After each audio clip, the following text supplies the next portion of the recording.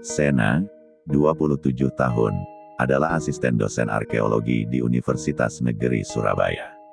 Ia tumbuh dengan minat besar terhadap sejarah Majapahit dan mitos spiritual di balik kejayaan kerajaan itu.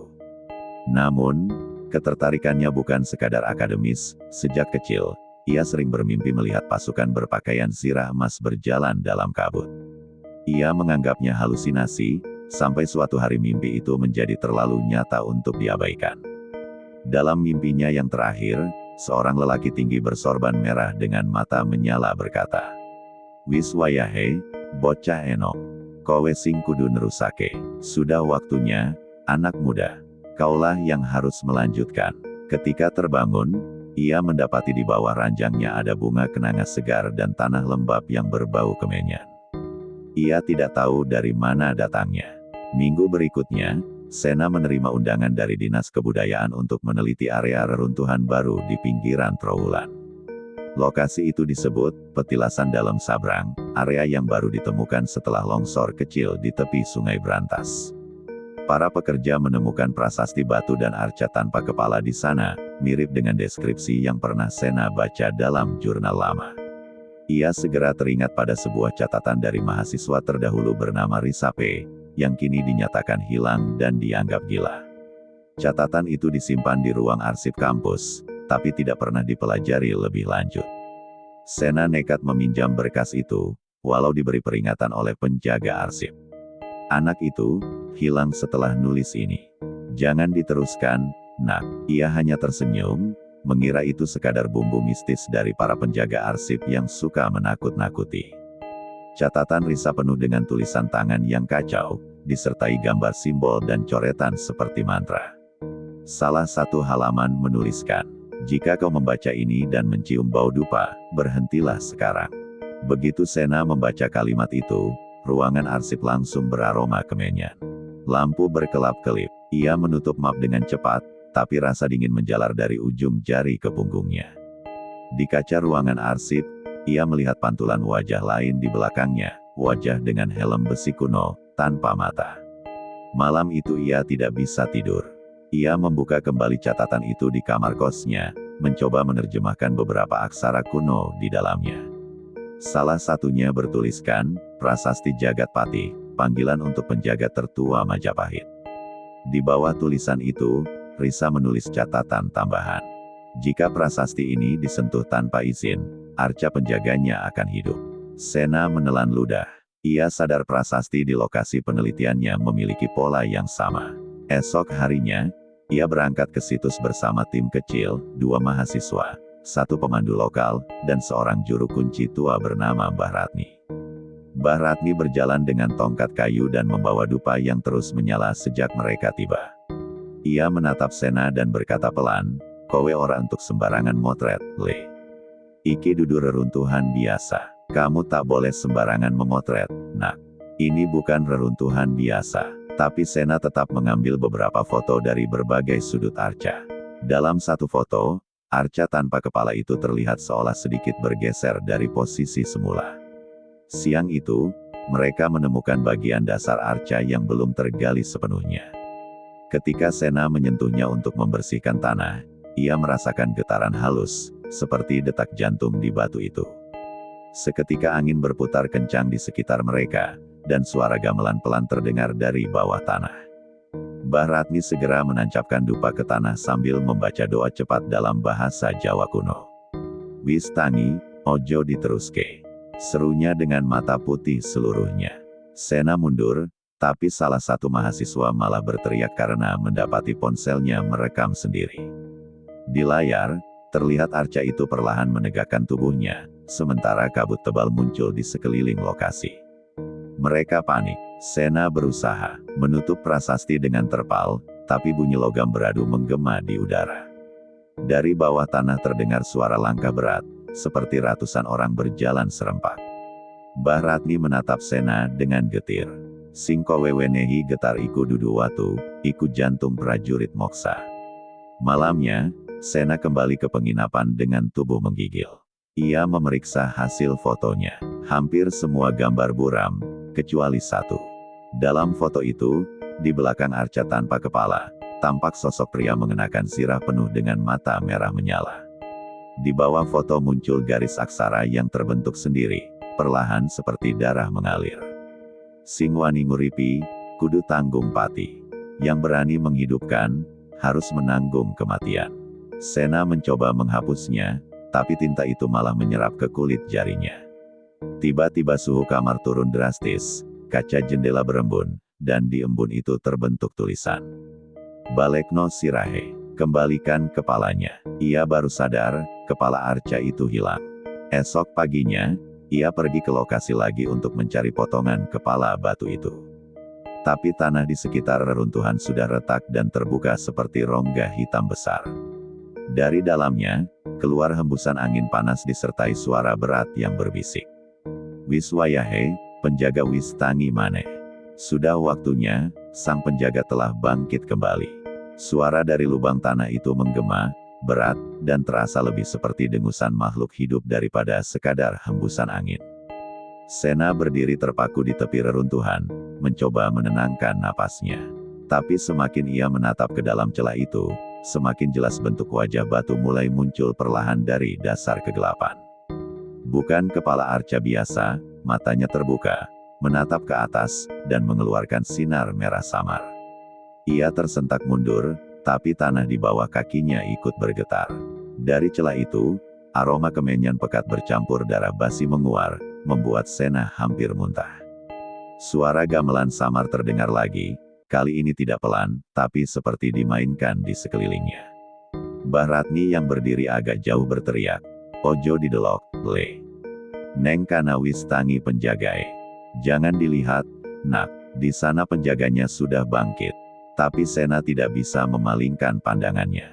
Ada sesuatu yang memanggilnya, suara halus di dalam kepalanya berkata, "Kowe sing kudu ngerampung ke sing durung rampung, kaulah yang harus menyelesaikan yang belum selesai." Malamnya, Sena tidak bisa tidur. Setiap kali ia memejamkan mata, ia melihat Arca itu perlahan membentuk tubuh lengkap, batu yang berubah menjadi daging. Dalam mimpinya, Arca itu membuka mulut dan berbisik dengan suara rendah. "Aku wis suwe ngenteni kowe.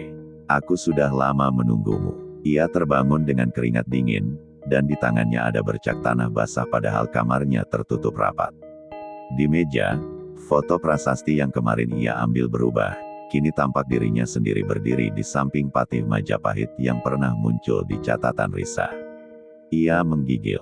Semua foto digital di laptopnya rusak kecuali satu, yang berubah menjadi gambar ukiran aksara berbentuk lingkaran. Ia mencoba menerjemahkannya, dan hasilnya adalah siji sing ngelanggar, dadi tebusan kanggo jagat lawas. Satu yang melanggar, menjadi penebus bagi dunia lama. Kalimat itu berulang-ulang muncul di layar laptop meski ia sudah menutupnya. Di luar, angin berputar membawa suara gamelan yang semakin nyata, diikuti langkah-langkah berat di atap penginapan. Esok paginya, dua mahasiswa yang ikut menggali tidak datang. Ketika Sena menelpon, tidak ada jawaban, hanya terdengar desahan berat dan suara logam bergesekan. Ia pergi ke penginapan mereka, pintunya terkunci dari dalam. Setelah dibuka bersama pemilik tempat, kamar itu kosong, hanya ada tanah basah di lantai dan bau dupa yang pekat. Di dinding, tergores tulisan dengan ujung jari. "Wis loro bali, siji durung lunas. Dua sudah kembali, satu belum lunas." Sena sadar, satu, itu adalah dirinya. Ia berlari ke reruntuhan lagi, meski Mbah Ratni melarang. Kabut tebal menyelimuti seluruh area, dan dari kejauhan, tampak Arca yang semalam masih di dalam tanah kini sudah berdiri tegak di permukaan. Tubuhnya lengkap, batu berubah menjadi semacam logam hitam berurat merah. Hanya wajahnya belum utuh, bagian kanan masih berlubang, seperti menunggu sesuatu. "Balekno sing ilang," suara itu menggema dari segala arah. Sena menutup telinga, tapi gema itu justru terdengar dari dalam dadanya. Ia mendengar napasnya sendiri berubah berat, seperti bukan miliknya. Bayangan masa lalu muncul di depan matanya, dirinya memakai sirah kuno, bersimpuh di hadapan sang patih. Dalam bayangan itu, ia adalah salah satu prajurit yang melanggar sumpah moksa dengan membocorkan rahasia kerajaan kepada musuh. Sebagai hukuman, Jiwanya dikutuk untuk bereinkarnasi dan menanggung rasa bersalah sampai bisa menebusnya. "Kowe, sing buka gerbang moksa maneh," bisik sang patih dalam bayangan itu. Sena menjerit, mencoba menolak visi itu, tapi tubuhnya gemetar hebat. Arca di hadapannya perlahan mengangkat tangan, menunjuk ke arah Sena. Dari jari batu itu mengalir garis merah membentuk aksara di tanah. Aksara itu menyala, membentuk lingkaran besar, dan tanah di bawah kaki Sena merekah. Dari celahnya keluar tangan-tangan batu lain, puluhan jumlahnya, seperti prajurit yang ingin naik dari dalam bumi. Mbah Ratni datang berlari, menaburkan garam dan membakar dupa di sekitar lingkaran. Tapi lidah api dari dupa itu malah berubah menjadi nyala merah darah yang melingkari mereka berdua. Lari, teriaknya, tapi Sena tidak bisa bergerak. Suara dalam kepalanya semakin keras, "Darahmu sing kudu dadi tumbal. Darahmu yang harus jadi tebusan." Ia merasa dadanya panas, seperti terbakar dari dalam. Luka berbentuk aksara muncul di kulitnya, menyala seperti kep besi panas. Arca itu menunduk, lalu berbisik satu kalimat terakhir. "Nek kowe ora nyerahke awakmu, jagat anyar ora bakal tenang. Jika kau tak menyerahkan dirimu, dunia baru takkan tenang." Dalam kilatan petir merah, Sena menjerit, dan tubuhnya diselimuti cahaya kuning tua, sebelum menghilang ke dalam tanah bersama Arca yang kini kembali diam. Ketika cahaya kuning yang menyelimuti tubuh Sena padam, dunia di sekelilingnya berubah sunyi. Tidak ada suara angin, tidak ada cahaya matahari, hanya langit abu-abu yang menggantung tanpa arah. Ia berdiri di tengah padang luas, tanahnya kering dan berwarna kehitaman seperti abu dupa. Nafasnya berat, tapi tubuhnya terasa ringan seolah tidak lagi memiliki bobot. Ia mencoba berjalan, tapi langkahnya tidak menimbulkan suara sedikit pun. Di kejauhan, tampak deretan patung batu berdiri sejajar, masing-masing memakai pakaian prajurit Majapahit. Tapi ketika Sena mendekat, ia sadar patung-patung itu bernapas. Dari sela batu wajah mereka, asap hitam keluar perlahan seperti hembusan dari dada. "Sapa kowe sing melebu tanpa restu? Siapa kau yang masuk tanpa izin?" Suara berat bergema dari salah satu arca. Sena menatap, dan mata arca itu terbuka menatap lurus ke arahnya. Ia ingin berbicara, tapi suaranya seperti tertahan di tenggorokan. Suara lain muncul dari balik kabut, lebih lembut namun penuh wibawa. "Deweke wis bali, sing suwe dinanti. Dia sudah kembali, yang lama ditunggu." Dari arah timur, sosok berpakaian perang merah muncul perlahan. Di tangannya ada tombak dengan ujung menyala biru. Wajahnya tak sepenuhnya manusia, sebagian seperti arca, sebagian daging yang terkelupas. Sena mengenali sosok itu, Patih Majapahit, sama seperti di penglihatannya. "Aku wis ngerti, kowe seng dadi sebab gerbang moksa bukak maneh. Aku tahu, kaulah sebab gerbang moksa terbuka kembali." Sena menunduk, setengah sadar, setengah takut. "Aku orang ngerti, aku mung nyelidiki." Suaranya gemetar. Patih itu menghentikan langkahnya. "Nyelidiki, ya, nanging sapa sing marani tilas suci tanpa slametan, tanpa sebut asma, iku kaya ngelawan tatanan." Setiap katanya membuat udara di sekitar Sena semakin berat. "Kowe wis ngelanggar sumpah lawasmu dewe." Tiba-tiba, tanah di bawahnya menampakkan bayangan masa lalu. Ia melihat dirinya mengenakan pakaian prajurit Majapahit, sedang berlutut di hadapan Patih yang sama. Di tangannya ada pedang berlumur darah, dan di belakangnya mayat prajurit-prajurit sekutunya. "Aku sing bocorake rencana moksa," bisik Sena lirih, tersadar. Ia memang pengkhianat di masa lalu. Dan reinkarnasinya kini datang tepat di tempat ia dulu menumpahkan darah sumpah. "Roh penjaga sing anak kene, kabe nunggu tebusan," kata Patih dengan nada datar. "Nanging tebusan orang nganggo darah wong liya, nanging nganggo pangakuan sejati." Dari tanah, muncul tangan-tangan batu yang membawa dupa menyala. Suara gamelan terdengar pelan, seperti iringan upacara. Sena dituntun ke tengah lingkaran api kecil, di mana batu-batu membentuk mandala raksasa.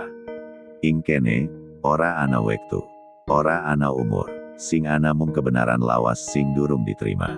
Sena berlutut, tangannya gemetar, lalu berkata lirih, "Aku ngaku, Aku ngianati sumpahku. Aku dari sebab moksa gagal. Langit mendadak bergetar, dan angin abu bergerak membentuk pusaran. Dari pusaran itu muncul suara ratusan prajurit berseru bersama. Pangakuane wis teka. Cahaya kuning menyelimuti Sena lagi. Kali ini tidak panas, tapi dingin seperti arwah. Patih mendekat, meletakkan ujung tombaknya di dada Sena. Kowe durung bebas. Nanging kowe wis ora dadi musuh. Ujung tombak itu menembus dada Sena tanpa darah, hanya meninggalkan cahaya yang berdenyut. Iki tanda yen rohmu wis diserahke. Nanging ana siji bab sing kudu rampung. Apa iku? Tanya Sena dengan suara hampir tidak terdengar. Gerbang moksa wis kebuka amarga ana sing ngurusi uripmu ing jagat dhuwur. Sopo, wong sing percaya karo leluhur, nanging nglakoni ritual tanpa pamit. Mbah Ratni. Sena menatap kosong. Yen dheweke terus nyebut jenengmu ing jagat urip, roh-roh bakal ora tenang. Kowe kudu bali sepisan maneh, kanggo nutup gerbang iku. Langit abu-abu di alam arwah tiba-tiba retak, seperti kaca yang pecah. Retakan itu memantulkan cahaya merah darah yang menyilaukan, dan dari celahnya, Sena melihat bayangan dunia nyata. Ia melihat Mbah Ratni duduk di pelataran punden dalam, membakar dupa dan melantunkan doa-doa kuno dengan suara gemetar. Nduk, sing moksa, bali tenang, aja ngoyak manungsa, ucapnya dengan nada lirih. Tapi setiap bait doa justru membuat angin berputar semakin kencang, dan tanah di bawahnya bergetar seperti gelombang air. Di tengah pusaran asap, arwah Sena ditarik perlahan keluar dari dunia arwah, seperti benang yang ditarik dari kain. Ia merasa seluruh dirinya mencair menjadi serpihan cahaya, lalu masuk ke tubuh Mbah Ratni yang sedang bermeditasi. Seketika, tubuh tua itu menegang, matanya terbuka lebar, menatap ke arah langit yang kini merah menyala. Nafasnya menjadi berat, dan dari mulutnya keluar suara pria muda, suara Sena. Aku bali, tapi ora kanthi tentrem. Warga desa yang kebetulan sedang melintas melihat kejadian itu dari jauh dan langsung berlari panik. Mbah Ratni, kelingan roh. Teriak salah satu dari mereka sambil membawa obor. Tapi tak ada yang berani mendekat, karena aroma darah dan dupa terasa sangat menyengat, seperti dua dunia yang bertabrakan. Tubuh Mbah Ratni bangkit perlahan, gerakannya kaku, namun matanya hidup, dua mata berbeda, satu milik manusia, satu lagi berwarna kuning menyala. Dari bibirnya keluar mantra yang bukan dari lidah manusia modern. Sang Patih, kula dawu, kulo wangsul. Di kejauhan, gong besar terdengar. Berdentum, seolah ada upacara di dunia tak kasat mata. Pohon-pohon di sekitar punden menunduk ke arah tanah, seperti memberi hormat pada sesuatu yang tak terlihat. Mbah Ratni, atau kini Sena dalam tubuhnya, berjalan menuju batu keramat di tengah reruntuhan. Di sana, pecahan keramik yang dulu diambil Bima bersinar terang kembali. Sena menatap benda itu dan merasakan sakit di dadanya, tempat tombak Patih menembus jiwanya. Iki gerbang moksa sing kebuka, amarga kangen, amarga dosa, amarga panggilan sing ora rampung. Ia mengangkat tangan, tapi tubuh Mbah Ratni mulai memberontak. Dari dalam, suara perempuan tua itu memohon, aja nganggo awakku, cah. Sena berhenti sejenak, tapi arwah prajurit yang lain mulai bermunculan dari kabut. Wajah mereka pucat, mata merah menyala, dan setiap langkah mereka menimbulkan gema logam seperti langkah prajurit perang. Penjaga, jaga gapura iki nganti tekan wektu. Suara Patih bergema dari langit, memerintah dengan nada seperti petir. Cahaya biru menyambar, dan salah satu prajurit gaib menyentuh pundak Sena, membuat tubuh Mbah Ratni tersungkur. Ia menjerit keras, tapi jerit itu bercampur dengan dua suara, manusia dan roh. Desa di sekitar reruntuhan mulai dilanda teror. Hewan-hewan ternak berlarian liar, ayam berkokok tanpa arah, dan air sumur berubah warna kecoklatan. Warga desa menutup pintu dan menggantungkan bunga kantil di depan rumah, seperti sudah tahu bencana gaib akan turun. Di langit, petir menyambar-nyambar meski tak ada hujan. Lalu, di tengah malam itu, terdengar tabuhan gamelan samar-samar dari bawah tanah. Tak seorang pun berani mencari sumbernya. Hanya Risa, satu-satunya dari kelompok uji nyali yang masih hidup, yang berani mendekat ke punden setelah mendengar kabar tentang Mbah Ratni. Ia membawa sesajen dan kain putih, seperti yang dulu diajarkan juru kunci lama. Tapi ketika ia tiba, ia melihat pemandangan yang membuat darahnya membeku. Tubuh Mbah Ratni tergantung di udara, melayang di depan batu keramat dengan mata kosong menyala kuning. Dari mulutnya, suara Sena berkata, "Risa, aku kudu nutup gerbang iki. Yen ora, kabeh bakal metu." Risa meneteskan air mata, "Tapi kowe ora iso bali maneh yen nutupe, Sen." "Aku ora pantes bali," jawabnya lirih, dengan senyum aneh di wajah tua itu. Cahaya merah mulai keluar dari retakan tanah, menandakan pintu antara dunia sudah terbuka lebar. Bayangan-bayangan prajurit Majapahit muncul satu demi satu, wajah mereka tak utuh, seperti arwah yang terbakar di dalam peperangan. "Nutup gapura iku kudu nganggo nyawamu dewe," kata salah satu roh dengan suara berat. Sena mengangguk, dan tubuh Mbah Ratni menegakkan diri seolah siap menerima nasib. Ia menekan kedua telapak tangan ke tanah, membaca mantra yang bergema di seluruh punden. Tanah bergetar keras, batu-batu keramat retak, dan dari dalamnya keluar semburan cahaya emas. Gerbang moksa perlahan tertutup. Tapi bersama tertutupnya gerbang itu, tubuh Mbah Ratni meledak menjadi abu, meninggalkan sehelai kain putih yang masih berasap, dan di udara terdengar bisikan lembut. "Gerbang wis nutup, nanging penjaga anyar wis tangi." Setelah malam penutupan gerbang moksa itu, langit di atas desa tidak pernah sama lagi. Sejak hari itu, matahari seolah malas terbit, dan setiap pagi hanya membawa cahaya keabu-abuan seperti senja yang tersesat. Warga mulai menyebut desanya, Desa Singilang, desa yang kabarnya tidak pernah benar-benar tidur. Burung-burung enggan bersuara, dan embun pagi berbau dupa seperti bekas ritual. Tak ada lagi yang berani mendekati reruntuhan punden dalam, sebab dari arah sana sering terdengar gamelan lembut menjelang subuh. Tak seorang pun melihat Mbah Ratni sejak malam itu, tapi di pelataran punden sering ditemukan abu dan serpihan kain putih. Arka dan Risa kembali ke desa untuk mencari jawaban, tapi begitu tiba, mereka merasa hawa udara seolah menolak kedatangan mereka. Angin berhenti setiap kali mereka menyebut nama Sena. Rumah-rumah penduduk yang dulu ramah kini tertutup rapat, seperti dihuni bayangan, bukan manusia. Seorang kakek tua yang mereka temui di pinggir sawah hanya berbisik, "Wong-wong kene ora iso lunga. Sing bali saka moksa ora iso bali dewe." Malam pertama di desa, Risa tidak bisa tidur. Ia mendengar langkah kaki berat di depan rumah tempat mereka menumpang. Suara itu ritmis, seperti langkah barisan prajurit yang sedang berbaris pelan. Arka keluar dengan senter di tangan, tapi cahaya itu langsung padam begitu diarahkan ke jalan. Di tengah gelap, mereka melihat siluet-siluet hitam tinggi mengenakan baju zirah kuno, masing-masing membawa tombak. Tidak ada wajah di balik topengnya, hanya cahaya merah samar di area mata. "Risa, iku prajurit moksa," bisik Arka ketakutan.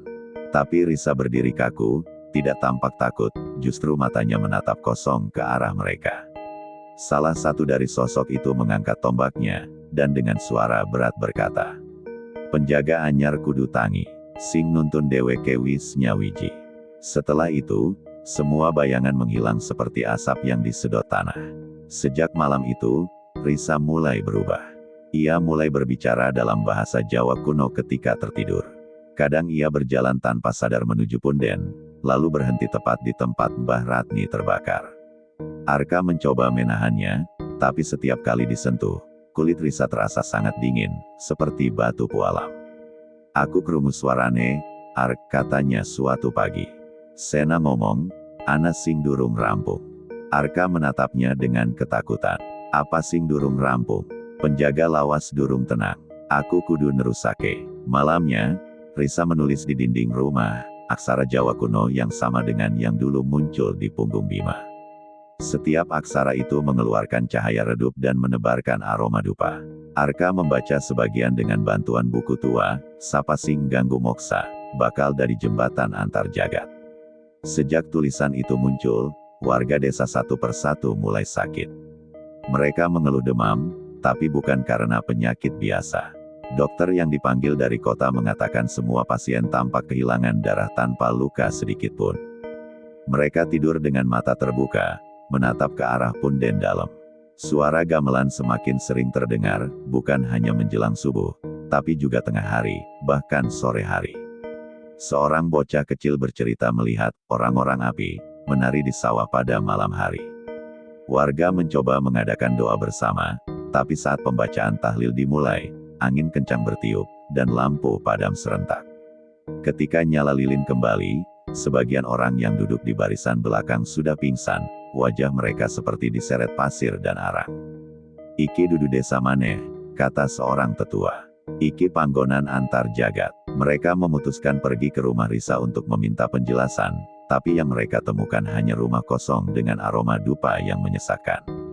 Arka akhirnya menyadari sesuatu yang mengerikan. Setiap malam setelah suara gamelan berhenti, tanah di sekitar punden sedikit bergeser, seperti ada yang menggali dari bawah. Ia menggali sendiri suatu malam dengan nekat, dan menemukan ukiran batu bertuliskan nama-nama dalam aksara Jawa kuno. Nama-nama itu milik semua yang sudah mati di desa sejak gerbang moksa terbuka. Dan di paling bawah tertulis nama Risa, dengan ukiran baru, basah, dan masih segar. Saat itu juga, dari balik kabut muncul sosok perempuan dengan rambut terurai panjang, mengenakan kain putih yang robek di tepi. Wajahnya separuh Risa, separuh Mbah Ratni. "Aku dari penjaga anyar," katanya lirih.